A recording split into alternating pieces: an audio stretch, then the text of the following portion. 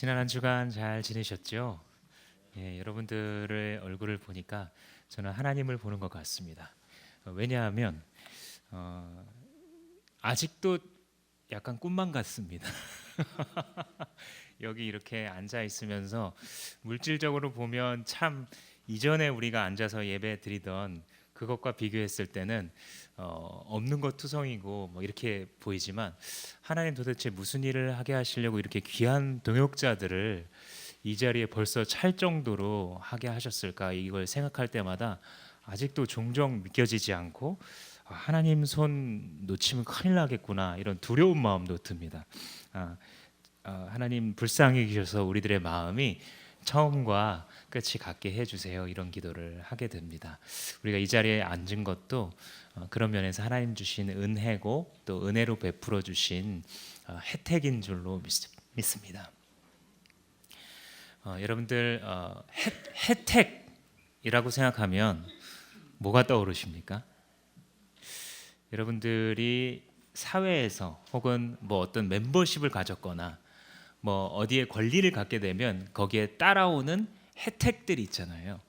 그래서 여러분들 중에서는 그런 이제 혜택을 누리는 재미를 많이 겪어본 분도 계시고 그런 거를 간절히 원하고 계신 분도 있을 겁니다. 제가 가만히 생각해 보니까 제가 비즈니스석을 탄 적이 있어요. 원래 이렇게 탈 수 있는 그런 형편은 아니지만 가끔 항공사가 오버부킹을 하지 않습니까? 그래서 오버부킹이 돼서 자리를 옮기라고 해서 옮겨 보니까 비즈니스석인 거예요. 갔는데 참 많은 게 다르더군요. 먼저 푹신해요. 이 원래 항공사의 좌석은 원래 우리를 단련시키기 위해 있는 건 줄로만 저는 알았어요. 딱딱한 곳에 움직일 수 없이 이렇게 있어가지고 사람이 원래 하나님께 감사하면서 살아야 되는구나, 이걸 알려주시는 곳인 줄 알았는데 푹신해요. 저를 따뜻하게 감싸 안아주면서 주님이 사랑으로 나를 안아주시는 것처럼 편안하게 해주고 발을 뻗을 수가 있더라고요. 쭉 뻗고 거의 눕듯이 이렇게 이제 제낄 수가 있어서 이렇게 좋은 자리를 많은 사람들이 타고 다니는구나, 이런 생각. 먹는 게 또 다르게 나오더라고요. 뭘 고를 수 있고 뭐 전식, 후식 뭐 다 나올 수 있고 괜히 와인도 막 시켜보고 싶고 막 여러 가지. 그 밥을 먹고 나니까 세면도구를 주는데 그것도 달라요. 세면도구를 아예 안 주는 뭐 항공사 뭐 이렇게 있는데 조금 좀 다르구나라는 것을 주더라고요. 또 뭐가 다르냐 했더니 출입구가 달라요.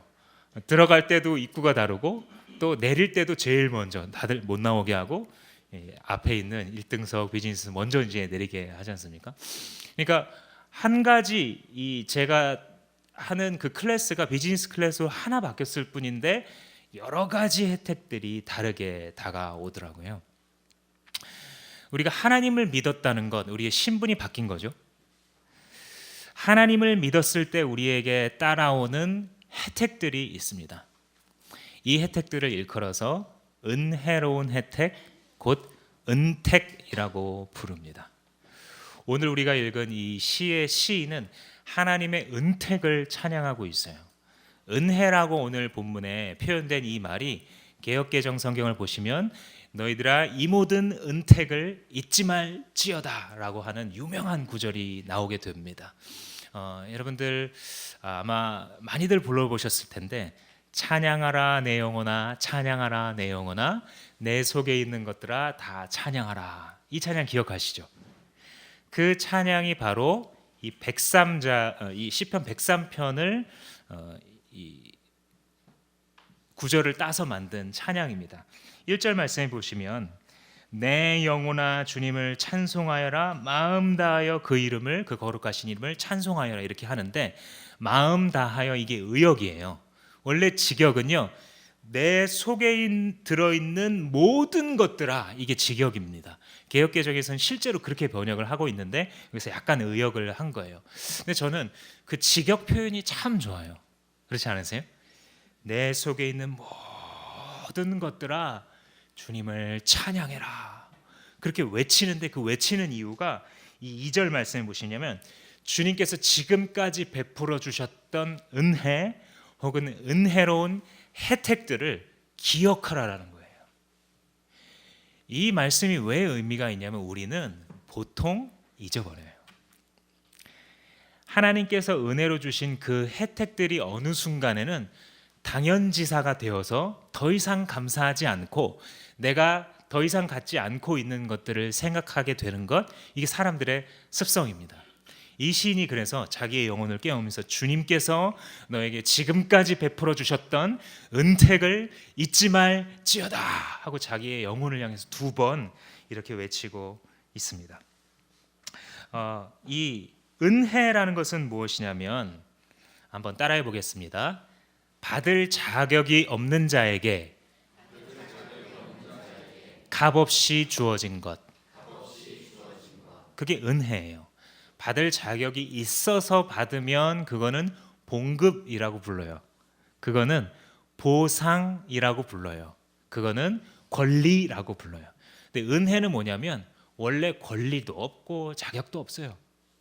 일한 적도 없어요. 그런데 값없이 받아 마땅치 않은 자에게 베풀어 주시는 게 은혜예요. 그 은혜가 올 때에 은혜와 함께 주 안에서 주의 자녀된 혜택들이 따라옵니다.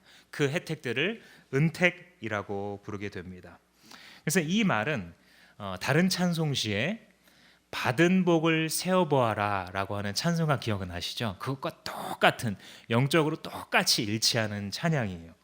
그 찬양 가사에 보면 세상 모든 풍파 너를 흔들어 약한 마음 낙심하게 될 때에 내려주신 주의 복을 세어라 주의 크신 복을 네가 알리라.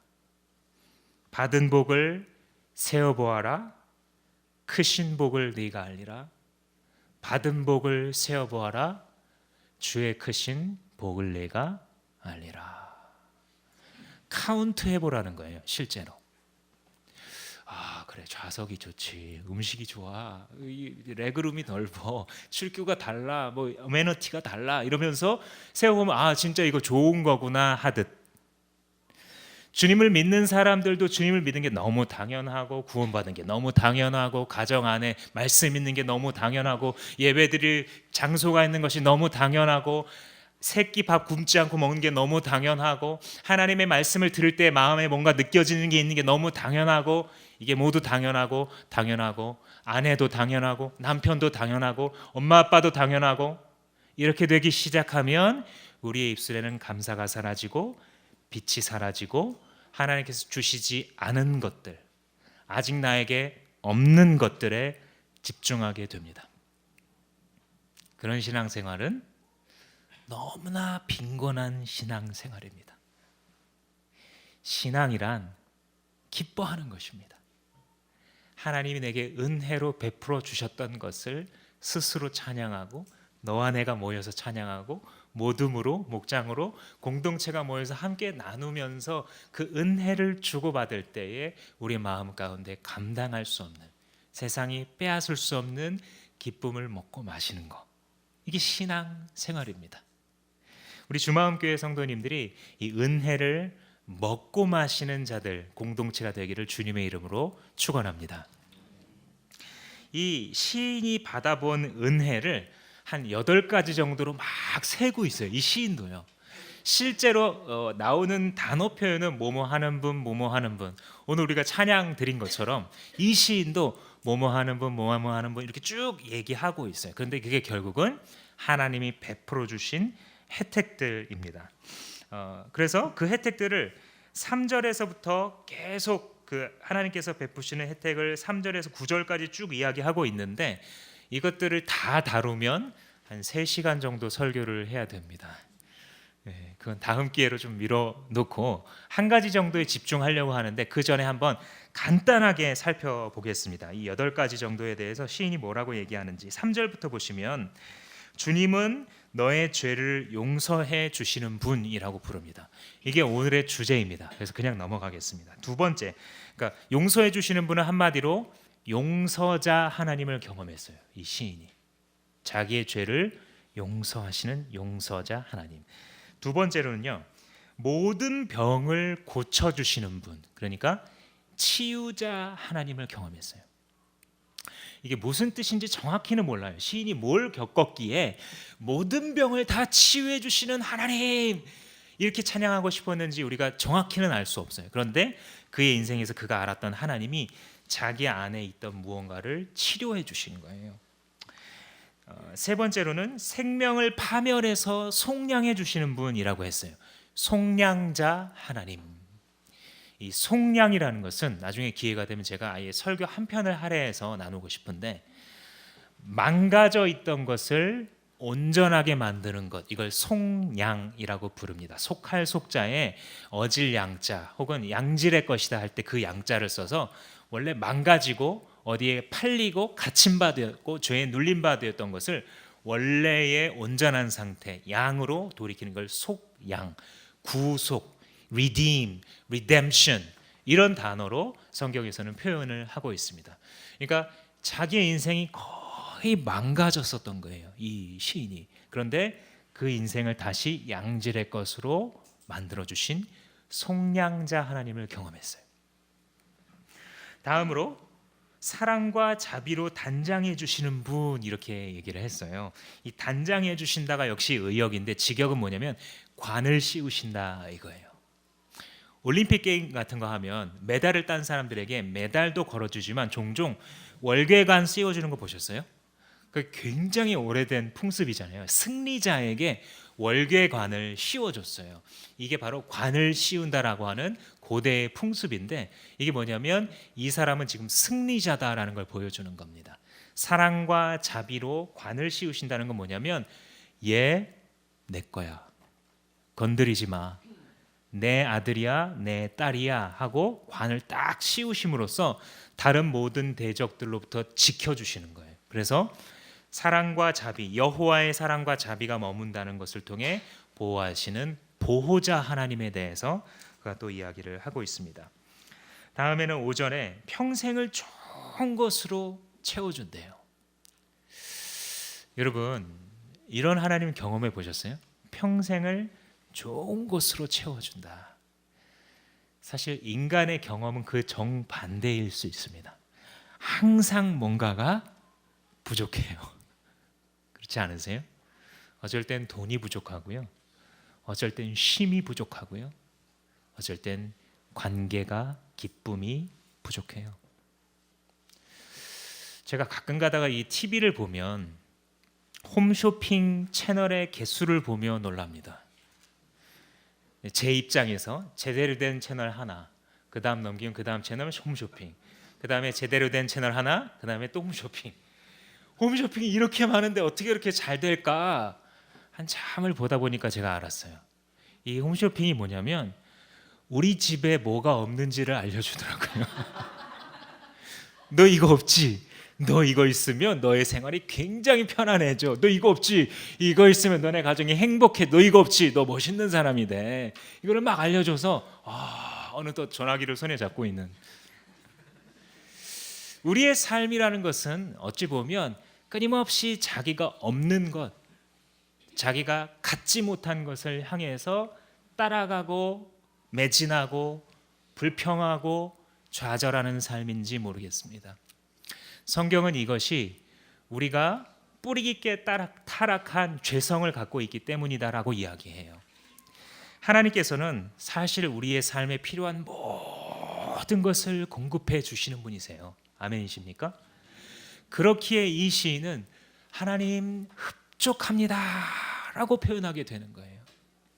우리가 주마음 공동체를 이루어 나갈 때에도 항상 이 고백이 필요합니다. 어떻게 보면 우리가 돈이 부족해요. 어떻게 보면 우리가 사람이 부족할 수도 있어요.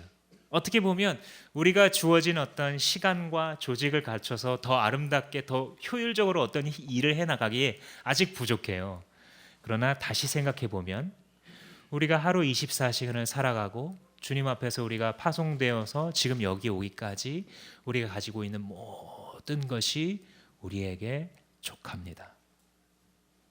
이 믿음을 우리가 가지고 있으면 우리는 계속해서 사랑의 공동체를 이루어 나갈 수 있어요.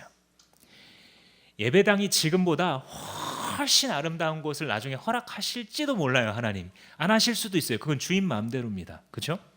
그런데 아무리 아름다운 곳에 잘 갖추고 우리가 들어간다 해도 이 고백이 사라지는 순간 그것은 싸움터가 될 겁니다. 교회에 이게 있어야지, 저게 있어야지, 이 교회는 이게 없어, 왜 우리 교회는 맨날 저게 없지? 족한 줄 알지 못하는 교회는 분열합니다. 족한 줄 알지 못하는 가정은 서로 미워합니다. 족한 줄 알지 못하는 부부는 갈라설 수 있습니다.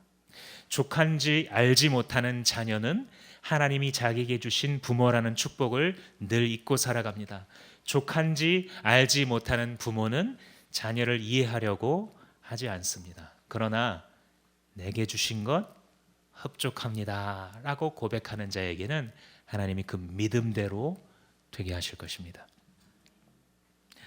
또한 활기를 평생을 좋은 것으로 채워주신 뿐만 아니라 젊음을 독수리처럼 늘 새롭게 한다는 것은 늘 활기를 회복시켜 주는 거예요. 힘들거나 몸이 아프거나 의기소침해질 때 약해지잖아요 우리가. 근데 다시 소생시키시는 회복자 하나님, 또 그 다음 구절에 보면 우리를 변호하시는 변호자 하나님, 그 다음에 보시면 자기의 뜻과 행적을 알려주시는 계시자 하나님, 이런 여러 가지 이름들을 부르고 있습니다. 우리가 첫 주일에 하나님의 어떤 이름을 배웠는지 기억하시는 분 있으세요? 지존하신 하나님, 엘리온의 하나님, 가장 높으신 하나님의 이름을 배웠고요. 지난주에 뭐 배웠어요? 그렇죠? 복수하시는 하나님, 의의 심판자이신 하나님에 대해서 배웠어요. 근데 오늘은 이 시인이 불렀던 이 모든 이름들 중에서 용서하시는 하나님에 대해서 좀 집중해서 살펴보려고 합니다. 방금 나눠봤었던 그 8가지, 공급자 하나님, 회복자 하나님, 치유자 하나님, 용서자 하나님, 속량자 하나님, 보호자 하나님, 회복자 하나님, 이런 것들에 대해서 이따 모든 모임을 하실 때도 이 중에서 나는 지금 이 하나님의 이름이 나에게 가장 가깝습니다, 나에게 가장 큰 능력과 은혜가 됩니다 라는 그 하나님의 이름을 한번 나눠보셔도 좋을 것 같습니다. 근데 이 중에서 시인이 이 8가지 이름 중에서 첫 번째로 말한 이름이 뭐예요? 오늘 용서자 하나님. 이것은 우연이 아니라 오늘 시의 주제가 바로 용서하시는 하나님입니다. 나머지 구절들을 쭉 살펴보면 이 시인이 용서를 받았는데 이 용서가 감당이 안 돼요, 자기 마음속에서. 그래서 노래가 나오는 거예요. 이 용서가 어떤 용서인지 내 영혼아 들어봐라. 세상 사람들아, 내가 어떤 용서를 받았는지, 어떤 하나님을 만났는지 나와 함께 노래하자라고 부르고 있습니다. 10절 말씀부터 한번 보시면 이렇게 얘기합니다. 우리 죄를 지은 그대로 갚지 않고 잘못을 그대로 갚지 않으시는 하나님에 대해서 이야기해요. 은혜롭습니까? 안 은혜롭습니까? 우리가 죄 지은 대로 갚지 않는 하나님, 좋게 느껴지는데요, 잠시 기다리십시오. 가만히 생각해 보면 이 말은요, 만약에 성경에 없었더라면 좀 불이한 말이에요. 조두순 씨가 추록을 한다 그럴 때 많은 사람들이 그러면 안 된다라는 표현을 했죠. 이유가 뭐죠? 초등학교 1학년 학생에게 몹쓸 짓을 해서 그의 성기를 망가뜨리고 평생 주머니를 차게 만들어 장애인을 만든 이 범죄자에게 12년도 짧은데 그걸 막 감형시켜서 어떻게 해서 뭐 내보내려고 하니까 그거는 있을 수 없는 일이다, 그런 불의한 사회가 되어서는 안 된다라고 많은 사람들의 감정이 느끼는 거죠. 만약에 재판관이 말하면서 나는 너무 은혜로운 재판관이야, 그러니까 뭐 조두순 죄 지었어? 내가 다 용서해 줄게, 뭐 그런 1박 2일 있다가 나오든지, 이렇게 말하면 사람들이 참 좋은 판사다라고 말하겠습니까? 뇌물 먹었다라고 말하겠습니까? 좋은 판사라고 말하지 않아요. 왜요? 정의를 실현하지 않았거든요. 하나님이 죄를 지은 대로 갚는 것을 하나님께서 하지 않으신다면 정의는 실현되지 않습니다. 이 세상 사람들이 정의가 실현되지 않을 때 분노하는 이유는 무엇이냐면 이렇게 끝나서는 안 된다. 반드시 최종 심판자가 어느 곳에선가는 이 정의를 정의대로 돌려놓을 거야 라고 하는 하나님이 우리의 마음속 영혼에 깊숙이 숨겨놓으신 정의에 대한 갈망 때문입니다. 하나님께서 왜 이렇게 하실까? 시인은 왜 이 점, 하나님께서 자기의 죄를 그대로 갚지 않으셨다는 것을 왜 노래하고 있고 이게 무슨 뜻인지 가만히 잘 살펴볼 때 굉장히 깊은 진리를 우리는 발견하게 됩니다. 먼저 이 죄에 대해서 한번 생각을 해보자면요, 우리가 이 지은 죄는요 창조주 하나님께 지은 죄다라는 것을 잊어서는 안 됩니다. 죄의 본질은요 마음속에 하나님 두기를 싫어하는 것, 이게 죄의 본질이에요. 하나님 없이 나는 노래하고, 하나님 없이 나는 즐기고, 하나님 없이 내 인생의 행복을 개척하리라. 이게 죄의 본질입니다.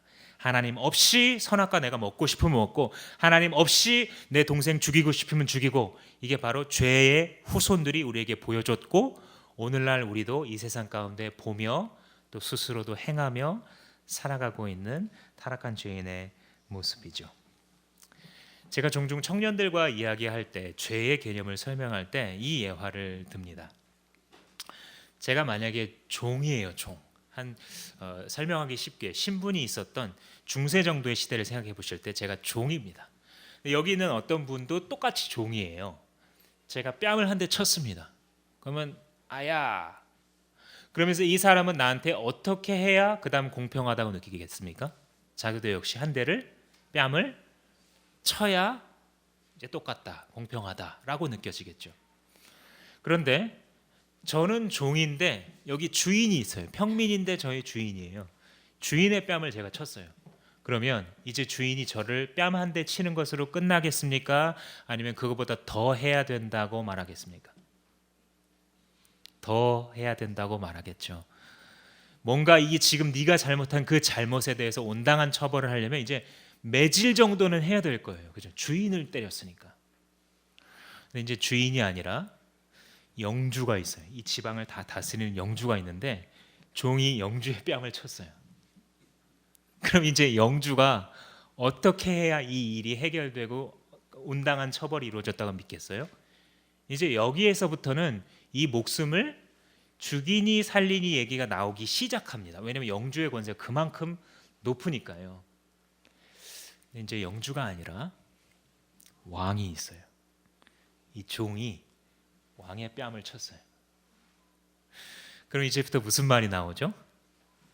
이 왕이 제 한 목숨 죽이는 것만으로도 온당하지 않다고 여길 수 있어요. 그래서 조선시대 때 무슨 표현이 있어요? 삼족을 멸한다는 표현이 그 표현이 너 하나 죽는 거로 안 끝나고 니네 어머니 집안까지 니네 할아버지 집안 다 죽어야지 온당한 처벌이다. 왕을 모욕하고 왕에게 죄를 지은 것은 그만큼 무거운 거야. 어느 나라에서도 다 그런 개념을 갖고 있었죠. 중국 같은 경우에는 삼족이 아니라 구족을 멸한다는 표현이 있죠. 3대 위로 올라가면서 그 2개씩의 라인을 다 죽이는 거예요. 본인 라인까지 포함해서. 그러니까 황제 폐하에게 네가 죄를 지었어? 이 정도는 해야지 온당한 처벌이야. 이제 이 정도는 해야 황제에 대한 반역을 씨를 말릴 수 있어라고 하는 표현이 바로 그런 표현이고 역사상 실제로 여러 번 벌어졌죠. 자, 이제 왕, 각 시대 각 나라마다 수백 수천 명이 있었던 왕 정도가 아니라 창조자, 전능자, 당신의 영혼과 육체의 주인, 온 우주의 통치자이시며 가장 높으신 지존자 하나님의 뺨을 제가 쳤다면 이제 그 죄는 어떤 것으로 다스려야 공평하다 말하겠습니까? 당신이 하나님을 반역했다면, 하나님을 모른 채 살았다면 그 죄를 만약에 공평하게 다스릴 때에 무엇으로 다스려야 공평하다고 말합니까? 성경은 영원히 심판받아야 한다라고 말합니다. 그래야 공평하다라고 말합니다.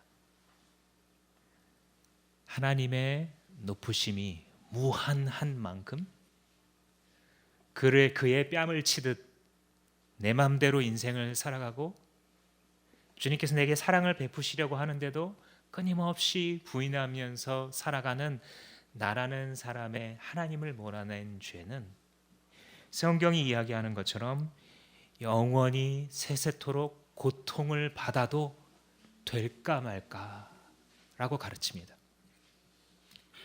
요한계시록에서 가르치기를 이렇게 이야기합니다. 누구든지 생명책에 기록되지 못한 자는 불못에 던져지리라. 그들을 미혹했던 마귀도 불과 유황못에 던져지니 거기는 짐승과 거짓 선지자도 있어서 그 심판받는 자들과 함께 세세토록 밤낮 괴로움을 받으리라 라고 이야기합니다. 우리가 인정하고 싶건 인정 안 하고 있건 성경은 이렇게 얘기합니다. 우리의 전능자이시고 주인이신 하나님을 반역한 죄는 그와 같이 다스려져야 된다라고 이야기합니다. 우리가 하나님께 용서를 받았다라고 할 때 아무것도 느껴지지 않는 이유는 내 죄가 얼마나 무거운 것인지를 알지 못하기 때문입니다. 우리가 구원받은 것은요, 기독교의 구원은요, 말끔하게 차려입고 신사숙녀가 길을 걸어가고 있는데 잠깐 일로 와보세요. 당신 괜찮은 사람인데 예수 한번 믿어보세요. 이 천국 티켓을 가지시면 지금보다 더 행복하게 영원히 살 거예요 라고 해서 받은 구원이 아닙니다. 그렇게 가르치는 자가 있었다 할지라도 그것은 성경이 말하는 바가 아닙니다. 성경은 무엇이라고 말하면 너는 원래 구원받아 마땅한 자가 아니다 라고 가르칩니다. 너는 하나님에 대해서 범죄하고 마음에 하나님 두기를 싫어하고 너의 욕심을 따라 살았기 때문에 하나님의 영원하신 심판을 받아야 공평한 자에 불과하다. 그런데 그런 너를 하나님이 용서하셨다라고 말하게 됩니다. 기독교인이 하나님의 사랑에 대해서 이해하기 시작하는 지점이 바로 여기서부터입니다. 하나님이 나를 용서한다는 게 별로 안 고마워요. 저도 그랬었어요. 왜냐하면 나는 원래 누구한테 나쁜 짓을 하는 존재가 아니니까. 내가 뭐 한두 번 거짓말을 했지만 내가 뭐 강도짓을 했어, 뭐를 했어, 나를 뭘 용서를 해 누가. 이런 마음을 갖고 있는 정진명이는 하나님의 용서가 무엇인지 이해할 준비도 안 돼 있는 것입니다. 근데 내 죄악 자체가 다른 무슨 행위를 하기 전에 나를 빚으시고 만지시고 사랑하시고 구원하기 원하시는 그 하나님을 버린 것만으로 아담이 하나님의 뺨을 치고 에덴 동산 바깥으로 나간 것만큼이나 하나님께 심판받기에 마땅한 사람이다라고 가르칩니다. 그래서 로마서 1장에서는 사도 바울이 이렇게 얘기를 합니다. 그들이 마음에 하나님 두기를 싫어하며 하나님께서 그들을 그 상실한 마음대로 내어 버려두사 합당하지 못한 일을 하게 하셨으니 곧 모든 불의, 추악, 탐욕, 악의가 가득한 자요, 시기, 살인, 분쟁, 사기, 악독이 가득한 자요, 수근수근하는 자요, 비방하는 자요, 하나님께서 미워하시는 자요, 능욕하는 자요, 교만한 자요, 자랑하는 자요, 악을 도모하는 자요, 부모를 거역하는 자요, 우매한 자요, 배약한 자요, 무정한 자요, 무자비한 자라. 그들이 이 같은 일을 행하는 자는 사형에 해당한다고 하나님께서 정하심을 알고도 자기들만 행할 뿐 아니라 또한 그런 일을 행하는 자들을 옳다 하느니라. 자기만 그 죄를 지을 뿐만 아니라 세월이 흘러가면 흘러갈수록 인류는 이렇게 자기들이 합리화를 해가면서 하나님을 마음에 두기 싫어하는 죄악을 계속 합리화하고 공고하게 해간다라는 겁니다.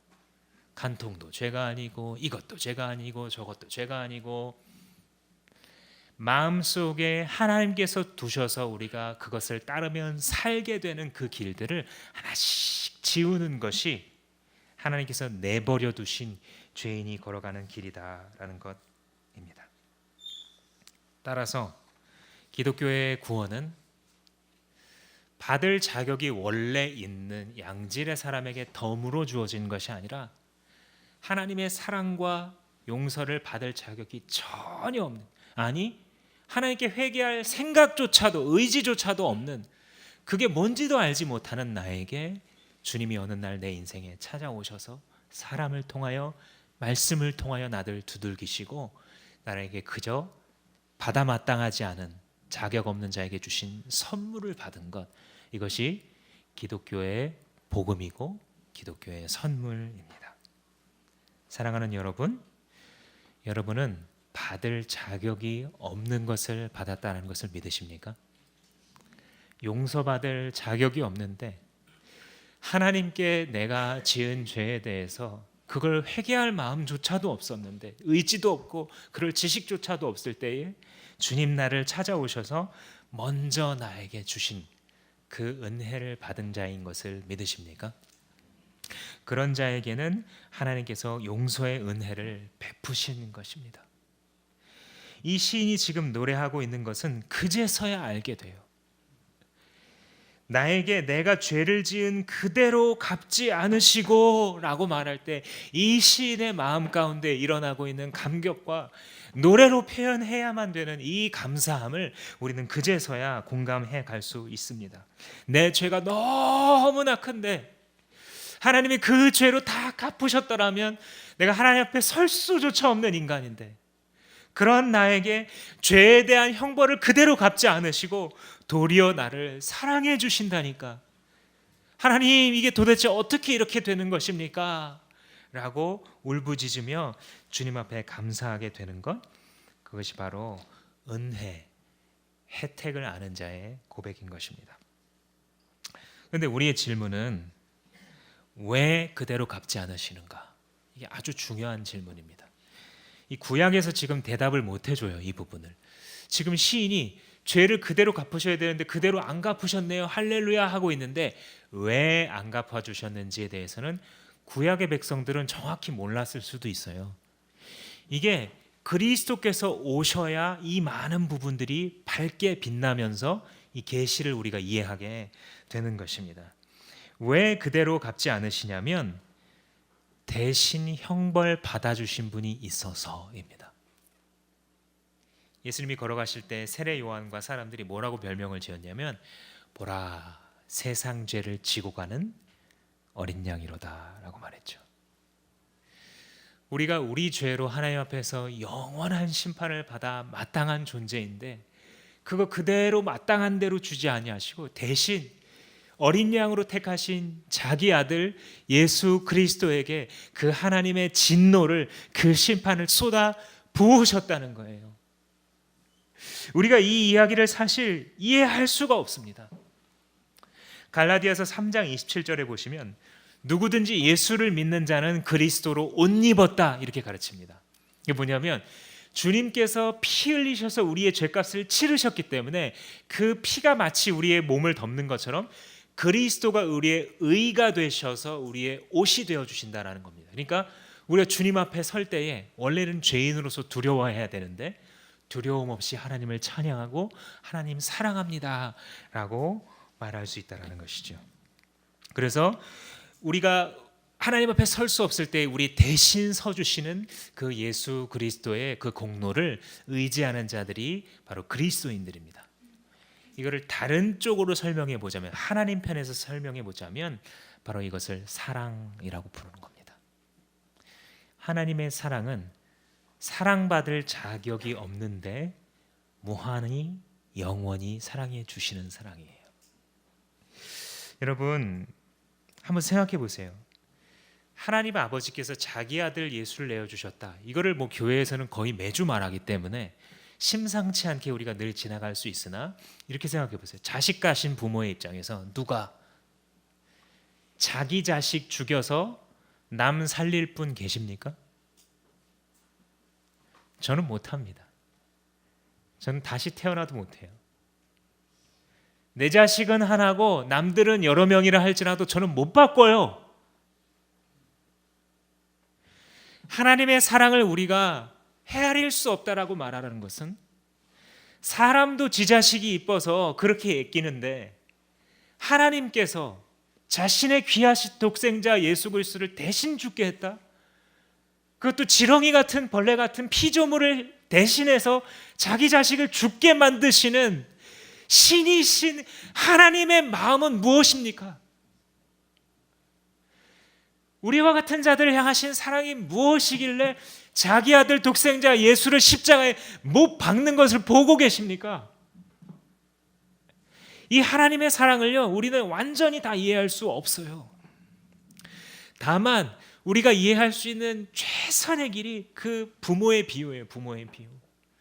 내 자식이 이렇게 아까운데, 아브라함이 이삭 바치기가 그렇게 아까운데, 하나님께서 자기의 독생자를 주시려고 했을 때 나를 도대체 뭘로 생각하셨길래 내가 왜 하나님 앞에 이런 귀한 대접을 받아야 될까라고 그분을 탄성을 지르면서 표현하게 됩니다. 그래서 크리스찬들이 할 수 있는 것은 찬송밖에 없는 거예요. 주님이 하신 일에 대해서 다 설명도 할 수 없고 다 이해도 할 수 없어요. 되갚을 수도 없어요. 찬송할 뿐이에요. 주님의 그 능력과 그 사랑을.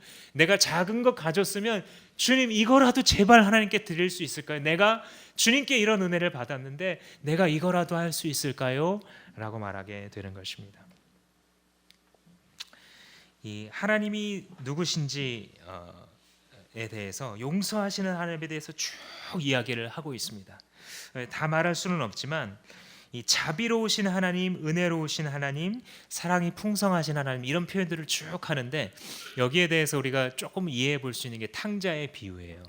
예수님께서 누가복음에 말씀하신 이 탕자의 비유는 우리가 듣고 계속 들어야 돼요. 보시면 여러분들 아는 대로 이 못돼 먹은 둘째 아들이 뭐라 그래요? 아빠한테 돈 내놔 이렇게 얘기하면, 아빠 돈 내놔. 근데 뭐라 그러냐면 유산을 달래요.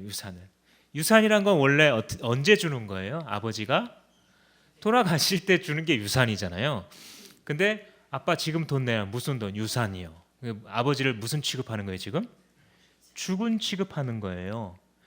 근데 우리가 지금 당장 이해해봐도 그런데 고대 근동에서는요, 지금 이 의미의 3배쯤 되신다고 보시면 됩니다. 아버지에게 커다란 수치를 안기는 발언, 이 발언 자체가, 주님 아버지 내게 지금 유산을 주세요라는 말이, 아버지 죽은 자 취급, 어차피 죽을 건데. 사실 현대인들도 많이 다르지 않죠. 부모님들이 돌아가실 때가 되거나 돌아가시고 나면 형제 자매들 가운데에 싸움이 벌어지는, 타락한 인간은 시대가 가도 어디 가지 않는 겁니다. 아빠 죽을 거잖아. 돈 다 내놔. 부모 있을 때 못했던 것을 외국에 가서 허랑방탕하게, 부모 눈앞에서는 할 수 없었던 것들 자기가 마음대로 다 즐겨봅니다. 돈이 다 떨어지죠. 떨어지고 나니까 그제야 무슨 생각이 나요? 아버지 집 생각이 나요. 아버지 생각이 나는 것도 아니고요, 아버지 집 생각이 난다고요.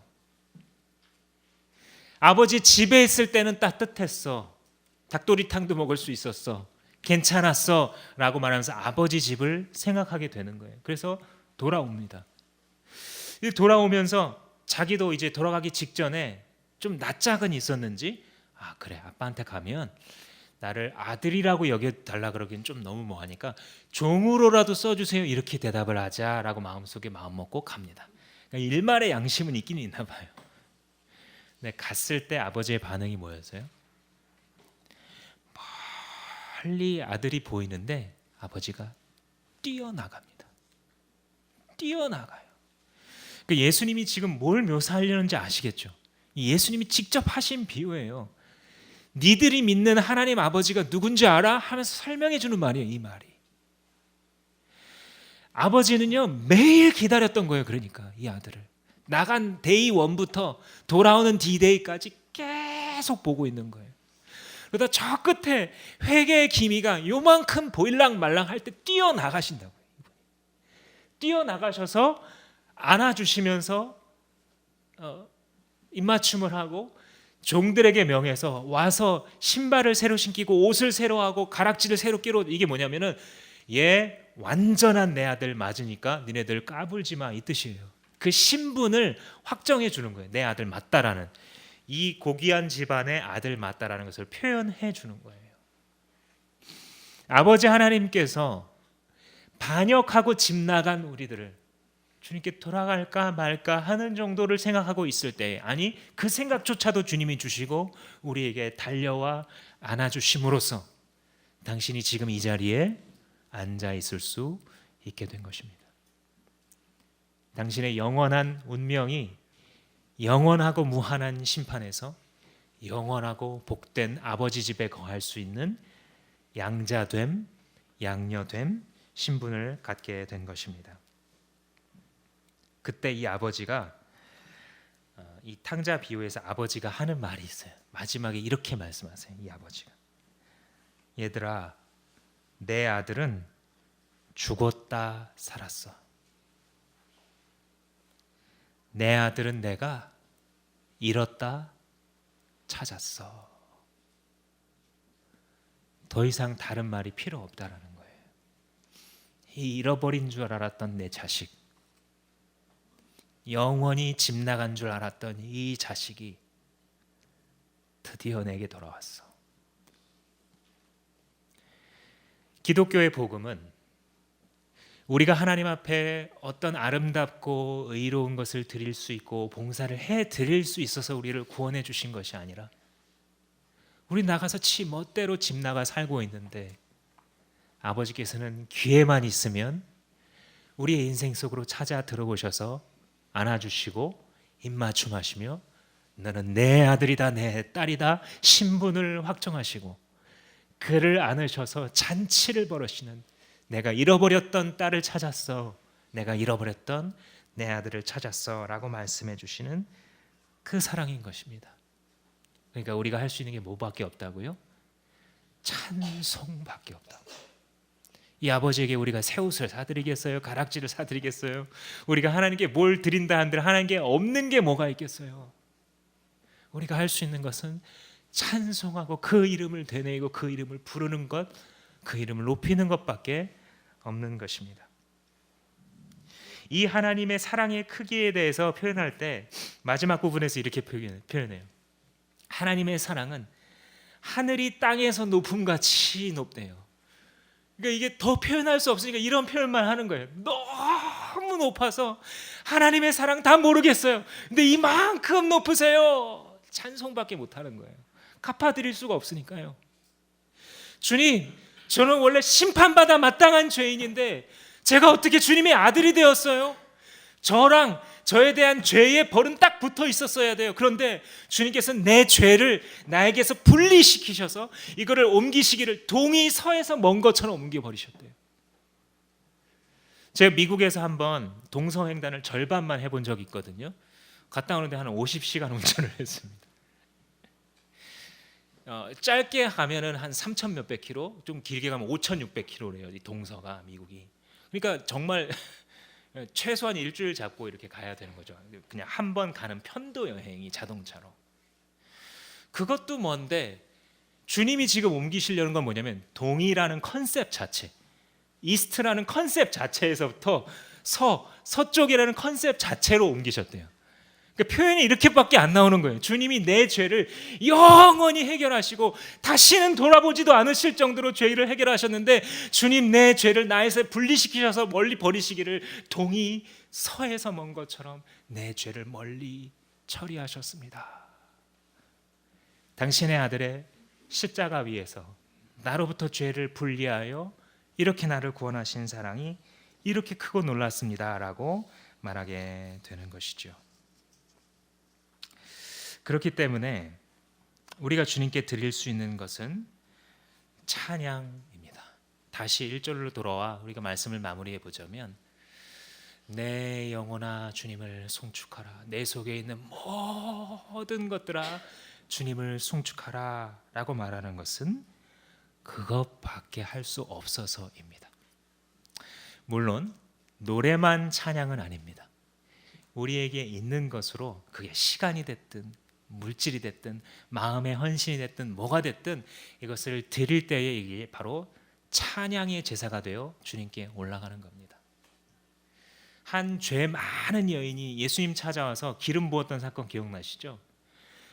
눈물을 그 발에다가 흘리고 나서 머리털로 그 눈물을 가지고 머리카락으로 예수님의 발을 막 씻어요. 그런 다음에 향유를 부으니까 사람들이 막 난리가 났어요. 이 비싼 몇백만 원짜리를 깨트려서 여기서 허비하느냐, 이런 경제적 관점으로만 사람들이 접근을 합니다. 그러니까 예수님이 뭐라 그러시냐면, 얘들아, 적게 용서받은 자는 적게 사랑해, 이렇게 말씀하세요. 많이 용서받은 자는 많이 사랑한대요. 무슨 말인지 아시겠죠?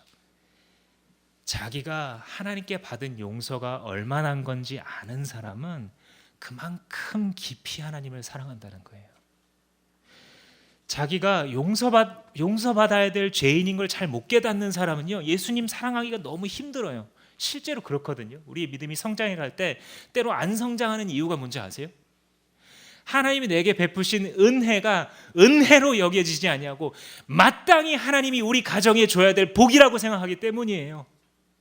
그러면 하나님을 믿는 것이 재미없어요. 마땅히 줘야 될 월급을 안 주고 있으니까요. 이 양반이 내 자식 빨리 고쳐줘야 되는데, 내가 하나님 이 정도 사랑했고 이 정도 헌신했는데 안 고쳐주니까 하나님이 어떻게 사랑스러워요. 그런데 반대로 아무것도 받아 마땅한 자격이 없는 자를 주님이 이만큼 사랑해 주시면 이만큼은 감사하고, 이만큼 용서해 주신 것 같으면 그만큼 감사한 신앙생활을 주님의 은혜를 알 때에 할 수 있는 것입니다. 오늘 여러분들에게 이 봉사 지원 카드를 나눠 드리려고 합니다. 이러이러한 분야에 내가 봉사하기를 원합니다, 이런 카드를 나눠 드렸는데, 이거를 이제 기도하시면서 작성하실 때 이런 생각을 좀 갖고 계시면 됩니다. 그러니까 주님이 없으셔서 내가 좀 도와드리는 게 아니에요. 교회는요, 주님의 교회는요, 정목사 없다고 안 되는 거 아닙니다. 당신이 없다고 주님의 교회가 안 세워지는 게 아니에요. 우리가 착각하면서 주님을 위해서 내가 교회를 세우기에 막 많은 게서 오해로 빠지게 됩니다. 우리가 할 수 있는 것은 찬송뿐이에요.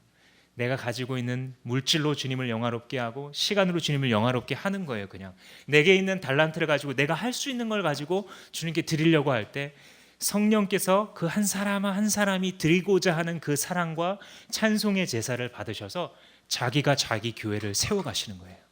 주님은 부족하지 않으세요. 우리가 착각하면 안 됩니다. 우리가 안 하면 돌들을 통해서라도 하실 거예요. 주님은. 우리가 할 수 있는 것은 하나님이 나에게 주신 이 은혜가 얼마나 큰지 알아서, 하나님 내가 알았어요, 내가 많이 사랑받았어요, 나 주님 많이 사랑하기 원합니다 라는 마음으로 드릴 수 있는 것이 우리가 헌신이고 봉사입니다. 여기는 자랑이 있을 수가 없고 교만이 있을 수가 없고 고집이 있을 수가 없는 것입니다. 우리가 은혜를 아는 자로, 용서받은 자로서 주님 앞에 서고자 할 때에 하나님께서는 영원히 우리를 승리하게 하실 줄로 믿습니다. 이 시간 한번 기도하시겠습니다.